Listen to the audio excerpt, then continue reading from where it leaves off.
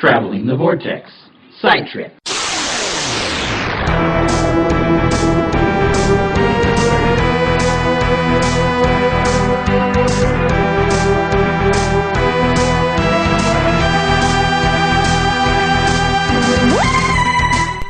Hi, Vortex boys and everybody in the Vortex. This is Chrissy. I am coming to you from the end of a very exhausting couple of days at FanX. It was a long few days, I won't lie, but it was worth it. It was really a lot of fun. Like I mentioned before, my work with the library sent me to Salt Lake Comic Con FanX this year. This is sort of their second sub-con. I don't know what you call it, but anyway, they're doing a second one. So so they're going to do one in the spring, one in the fall, I guess is how they're going to do this, just because the first one was so big, and this one actually doubled. I guess I saw a report earlier that they had over 100,000 people show up, which is kind of big for a pretty new con. So I was excited about it, and this con actually took up the rest of the convention center, I think what it's called, whereas last time they only used half of it, and I only went as a vendor this time. I didn't get the general admission ticket, so I didn't get to go into any panels. So I was in the vendors hall for all of it, but I got to see a lot of cool stuff, and I'm going to talk about that now. Hopefully this doesn't go too long, and hopefully this doesn't take over the feedback section of the podcast, so I'll dive right into it. Our booth with Salt Lake County Library, we teamed up again with Salt Lake City Library and had sort of a joint venture together just to do some outreach and some advertising for the library. And our big thing was that we called it the selfie station, and what it was is we had 4 different backdrops that people could take pictures of themselves in front of, and we also had some props that they could dress up at, just kind of simple cosplay. So we had like a Darth Vader mask, we had a Batman mask, we had Princess Leia earmuff, hair bun things, I don't know what you call them. We had like Harry Potter glasses, we had lightsabers, wands, brooms, we had a few Doctor Who things. They're mostly just these little paper cutouts of costume elements. And so, it's very simple stuff, but it was a lot of fun, and the biggest selling point that we tried to do was like, it's free, because at the con there's a lot of places where you can spend a lot of money and it's very expensive, but the library is free, so support the library, woohoo. And yesterday I was there, and there was always 4 of us at the booth, 2 from the city, 2 from the county, and the people I was with yesterday, they were like, I have no idea who any of these people are, and so people would go by, dressed up.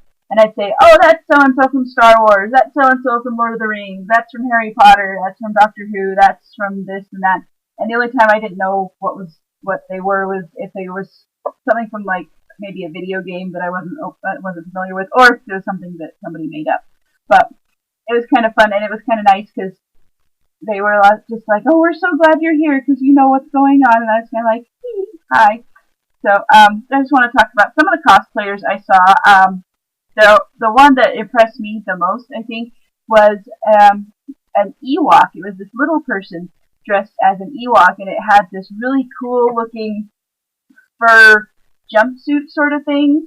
And I don't know if she made it herself or she bought it, but then her face was painted to look like an Ewok, and she had the weapon up, and I saw it, and I was like, that is so cool, can I take a picture? And she, posed for me, as an Ewok, and I think I posted that picture on my Instagram, and the guys can link to it or repost the picture from my Instagram. As long as it's from the con, you can take whatever you want, and repost it if you want. But this Ewok cosplayer just attracted a really big crowd, and it kind of stopped traffic around our booth because everyone came up and was taking pictures, and she was a good sport. She'd turn around and pose for different people taking pictures, and so it was really cool. I saw a lot of Doctor cosplayers. A lot of 11s, a lot of 10s, a lot of Amy Pons. I had a couple of friends of mine stop by, and I saw they're twin guys, and one of the brothers was dressed as the War Doctor, and the other one was sort of an 11th Doctor, kind of it wasn't quite, I don't know, it wasn't quite authentic or close, but it was close enough to it. So I was like, he had a bow tie and a little waistcoat and stuff. But it was a really cool costume. I also saw Sixth Doctor. I think that was the only classic Doctor I saw other than the plethora of Fourth Doctors. There were some Osgoods from Day of the Doctor and things like that. And I did see some Gallifreyan guards. There were some Weeping Angels. Like I saw the Gallifreyans with the big headdresses and stuff. And then there was some people with homemade Daleks. One guy was carrying around a Dalek that was made out of those orange construction barrels, but he painted it gold and put the Dalek bumps on it and put it on those caster wheels in a hardware store, I guess. It was kind of cool, and stuck an eye sock on it. He's actually carrying it around because one of the wheels broke and it wouldn't roll very well, so he was like carrying it over his head so you'd see it and it looked like a floating Dalek coming towards you. It was kind of funny. And I also saw some of the people from the local off-Broadway theater. I think I've mentioned this before last year. What the off-Broadway theater is the home of Laughing Stock, which is like an improv group, and they also do parody plays from different things in pop culture. Like they're doing one coming up called American Captain, the First to Avenge, which is obviously a spoof of Captain America, and they're doing the Xmas Men at Christmas, which is like the X-Men with a Christmas spin to it. And last year they did Doctor Who, which was sort of Doctor Who, but they changed some of the names to keep it so they didn't have any copyright issues. So they had Daleks running around, and I recognized the design from the play. I actually went to it, and it was funny. I really saw it. I saw it last year, and I really enjoyed it. So it was a lot of fun, and it's fun. They're a fun kind of parody group. So I actually stopped by their booth, and they had this dartboard. You could throw a dart at it if you signed up for their mailing list, and they let you throw a dart, and the dartboard had different, like the target you could win, like a season pass to the theater. You could win a ticket or 2 tickets, and I actually won 2 tickets to one of their shows, so I'm excited. So I'm gonna go, and if you're ever in Salt Lake and you're here for a couple of days and you want to see something that you don't often get to see, they're really good. I highly recommend them. It's the Off-Broadway Theater, and the reason they're called Off-Broadway is there's a street in downtown Salt Lake that is called Broadway, and they're right off Broadway, so haha. But they're good. They're good quality entertainment. So I saw them around, and they're really awesome. I'm trying to think what else I saw. Oh, there was this other thing that was advertising this park. It's called Evermore Park, and it's going to open next year. It looks like in Utah Valley, which is about 40 miles or 40 minutes, maybe 40 miles. I don't know. South of Salt Lake. And what it is, it's sort of this Victorian Sherlock Holmes, Charles Dickens, that kind of time period, sort of touristy, a lot of different shops and sort of a theme. Not really a theme park, but I guess it would be a theme park. So it's that theme. And they were advertising there, and they had like a wooden structure built in the middle of the floor, and it's to look like that Victorian steampunk sort of, not really steampunk, but you know what I mean. And they actually had a little band with they had fiddles and a bass, and one guy just sitting on a box, drumming out the beat. And they were all in period costume, and they were playing The Devil Went Down to Georgia. And I saw them yesterday as we were just kind of walking around, like about 20 minutes before the con was ending. And a crowd had gathered around, and everyone was watching them. And then in the crowd watching them was a girl dressed as Peter Pan, and she just started spontaneously doing river dance to the music, and everyone's clapping along. It was just a good time. So it was kind of a cool thing I saw. I actually got video of it. I'll try to post it. I don't know when, but I'll post it sometime. So that was kind of neat. I gotta look that up. Thursday, I'm kind of skipping around, but that's all right. Thursday, I actually got to stay a little bit after, even though I technically wasn't supposed to, but I don't know, I met up with some friends. They're like, oh, as long as you stay in the vendor's hall, you're good. And I was like, okay, fine. And nobody got mad at me, so it was good. And I bought some things, so I didn't feel bad. But I actually saw one of the DeLoreans from Back to the Future. They actually had one there for people to take pictures with. You could have a professional picture taken, like you sitting in the car, for $15, or you could just stand outside the roped off area and just, take a picture of yourself with it. And I got one of those, and it had the backdrop of the Hill Valley City Hall, or the clock tower, and so that was kind of cool. I also saw that there was a cosplay group of the Ghostbusters, and they actually had a car that they had made to look like the car from Ghostbusters. It's not exactly it, but it was close enough for their cosplay group. And they also had a replica of the painting from Ghostbusters 2 of Vigo in their backdrop, and they also had a model of one of the ghosts coming out of the wall.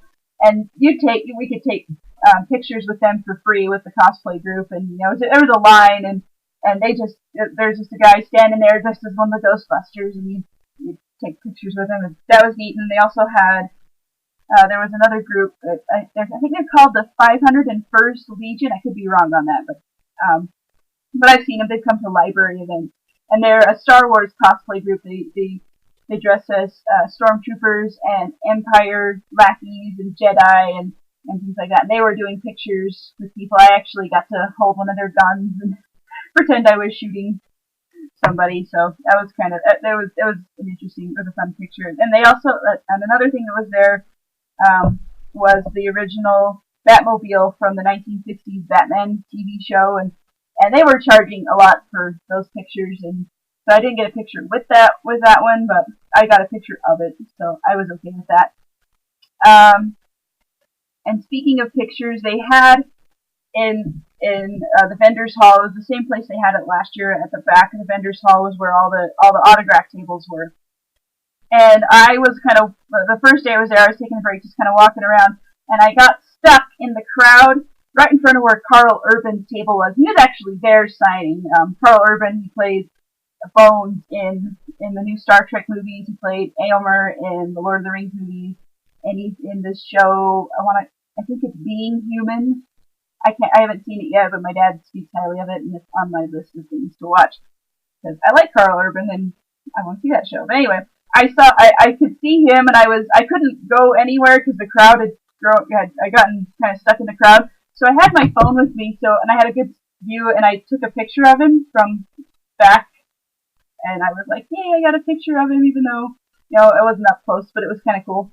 And I didn't know we weren't supposed to take pictures because they didn't put the signs up till the next day. Then I saw the next day was Friday, and I went, and there were signs all over, like no photography and everything. But I gotta tell you, this story is kind of funny, I don't know, it's me. Because the next day I went, and Karen Gillan was at FanX. She was only there Friday and Saturday.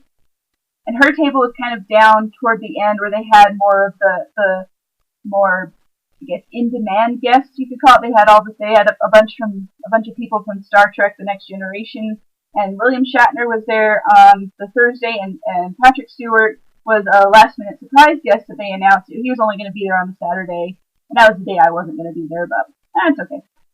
But he was a surprise. They actually announced him. They had the Star Trek: The Next Generation Ultimate Experience, I think is what they call it. I think it's similar to what the guys talked about doing the Trek-tacular at Planet Comic-Con. I think there were some differences, but it's basically the same as most of the cast of Star Trek: The Next Generation, moderated by William Shatner. So that event was on Thursday, and then at the end of that event, they apparently announced that Patrick Stewart would be at the con on Saturday. So his table was down there at the end next to Karen Gillan's, and so yesterday people were pre-ordering or prepaying for their autographs and photo ops with them. So what was I going to say? Oh, yeah, Karen. So I was like, while I was there yesterday, I was at the booth, and I'm like, I wonder when Karen's going to be signing. So I just kind of, took a break and wandered down to where I knew her table was. Well, I could see the line starting to form, and it was like huge. Like the volunteers had to kind of organize it to weave it in and out so it wasn't blocking the walkways. But there were just people everywhere, and they were really excited about seeing Karen, and I was too. I was like, I want to just see if I can see her just from back here. And so I kind of walked around because I didn't want to, look like I was just standing in one place for no good reason. So I went around, looked around at some other stuff. Then I came back, and Karen was there, and she was signing, and I actually could see her through all the people. And and I was just about to get my phone out just to see if I could snap a quick picture, but someone glared at me, and I was like, oh, I better not. So I walked around to the other side, and so no illegal picture of Karen for me. Darn it! Even though I got one of Carl Urban, but whatever. But on the other side of where I was, I saw some people who had they bought some poster or something, some cardboard thing, and someone had, I guess, had a pen or a marker, and they had written on the poster, on the back of the poster, "We heart Karen," and they were holding it up so that, I guess, to see if she could see it. And I did get a picture of that because I thought that was funny. And they were actually standing in front of some of the autograph tables where nobody was, so there wasn't any line, and nobody was getting mad at them. So they were just standing there holding up their sign just to, say, "Hi, Karen, we're happy you're here," even though we can't get close. But it was just cool to see her through all the people. I mean, not as cool as getting to actually talk to her and get her autograph, but still cool nonetheless. So, yeah, I didn't get to do a whole lot, like I said, but what I did get to do, I walked around and I saw just all kinds of cool stuff, just kind of enjoying the general con atmosphere, and it's something I like. And one more thing before I go that I have to mention, because I thought it was really cool, because it still kind of boggles my mind that we actually have a Comic-Con in Salt Lake, just because this is a new thing and it's not something that we're generally known for. But so I was there Thursday. Friday morning I had to go run some errands before I went to the con, and I was at the store and I walked by the newspaper stand, and in the Salt Lake Tribune on the front page was a picture of a cosplayer who was dressed as the War Doctor, and he was taking a picture, a selfie of himself and some zombie thing. But I was looking at it and I'm just like, not only is Comic-Con on the front page of a local paper, not only is Doctor Who on the front page of the local paper, it's the freaking War Doctor from Day of the Doctor. Someone cosplaying as the War Doctor. And I was like, that is awesome. So I did post a picture of that on my Instagram, and I was just, I don't know, maybe I'm the only one that thinks it's cool, but anyway, I think that's all I can think of to talk about. And this is running long, so I better wrap it up so the guys can get on to their Torchwood discussion.